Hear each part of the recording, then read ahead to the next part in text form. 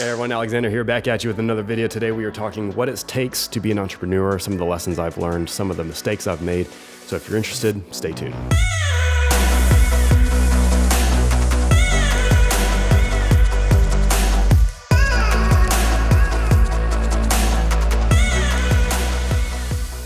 Hey everyone, my name is Alexander. I'm a Richmond-based photographer and videographer. I've been doing and working for myself, doing stuff with cameras for the past 5 years, and it's been quite a journey. I've learned a lot of lessons, made a few mistakes, as I've mentioned, but I wouldn't have it any other way. I absolutely love what I do.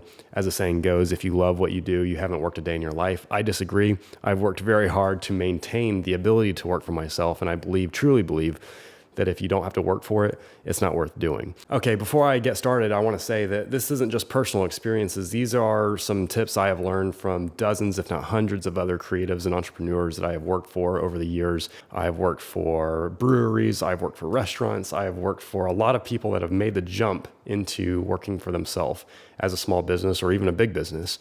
And I have formulated 5 tips to consider if you're getting started. So let's go ahead and jump right into it. It might sound obvious, but the first one is planning. A lot of people have told me they wish they had just refined their plan a little more before diving into their business, to include myself. I didn't have a plan. I just knew I loved cameras and I wanted to do stuff with cameras.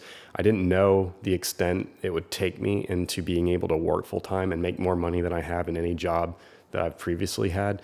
So it was a really big eye-opener to see that there is a lot of things I can do personally and planning-wise to enhance my ability to create and to work for myself. So I would say refine your plan, be realistic with your plan, and make realistic deadlines.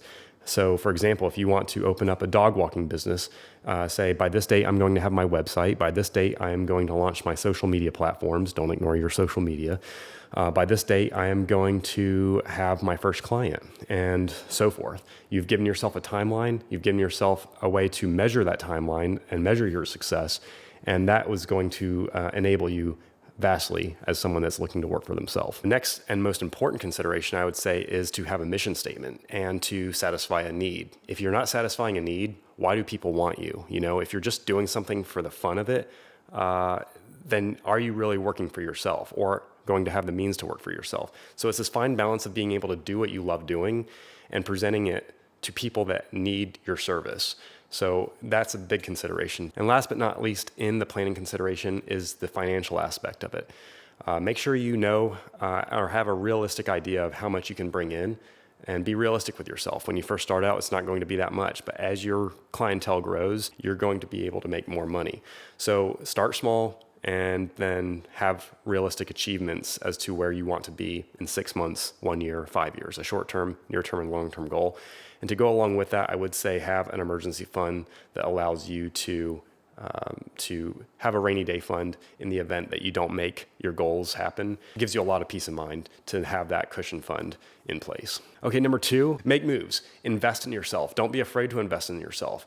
You and your spouse, your significant other, your family, you're going to have a little bit of apprehension. Oh, I don't want to buy this because it's not going to be, it's a lot of money, or it's, what if it doesn't work out? You're going to have these questions. Everything about this and what you're about to do is a risk, just like anything in life. You know, you're going to have to invest some money into yourself, into your education, into your knowledge, into hardware. For me, photography and videography, it's really expensive, from stabilizers, tripods, lens, memory cards, hard drives, computers, everything costs money, but I make my money back when I invest in product that can appeal to higher and higher and higher clientele. Network. Your time is going to be very valuable as an entrepreneur, more so than any other job. You're always on the clock. So being able to manage your time effectively and to manage those people that want to take up your time, customers, clients, people that are interested in what you do, your time becomes very valuable. Don't be afraid to network.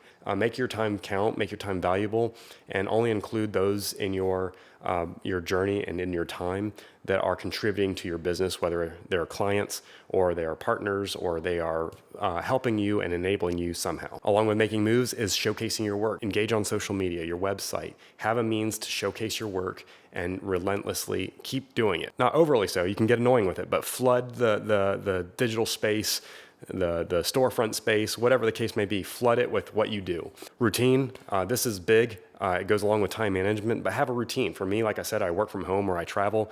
Have a daily routine. Don't ignore your, this again sounds like common sense, but don't ignore what you normally do if you're going to work at the office 9 to 5. Get haircuts, get dressed in the morning, make your bed, have breakfast, work out, do exercise. Don't ignore what you would normally do. Don't just sit in your pajamas all day editing pictures like I'm tempted to do right now. I got up, I went out for a 30-minute run, I did some weights, I got dressed, I had breakfast, I cleaned my workspace, and I did some editing, answered some emails, and now I'm filming my content for the day. So have a routine and make it work for you and your business. To go along with that, make sure you're always refining your process, refining your time management skills, refining what makes you you. Study what makes you you. Study what makes your business, and learn how to contribute to getting better each day in what you do. And last but not least is your daily life. Like I said, it becomes a big part of what you do for your business. There have been times where I've just completely ignored my personal life. Like I said, my routine. I wasn't working out. I wasn't eating right. I wasn't hanging out with my family. Take some time to do the things that you love doing. It's only going to make you better as a creative or an entrepreneur later on. Trust me on this. If you work and burn yourself out, you're not going to be nearly as effective as you could be. So take the time for yourself. Have dinner with your family, go out, have a vacation every now and then. It's going to be worth it. And I'll close with this. Study how you can make your industry different. Okay, I was almost done. I was on my closing statement and then my camera dies. But anyways, I was saying in closing, study your craft and contribute to the field that you are in.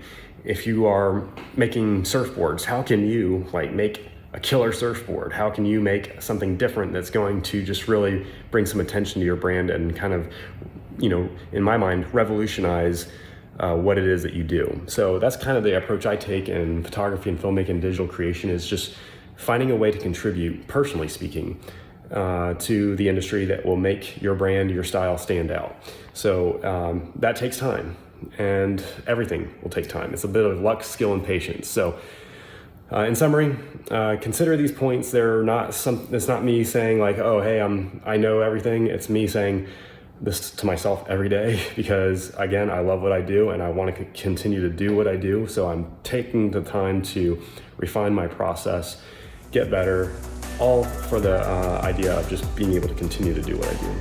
All right, so no shoots today. I'm actually just in the studio editing. I have a shoot tomorrow, Saturday, Sunday, Monday, and I got a lot of editing to catch up on. But I hope everyone's doing all right, and I will catch you in the next video.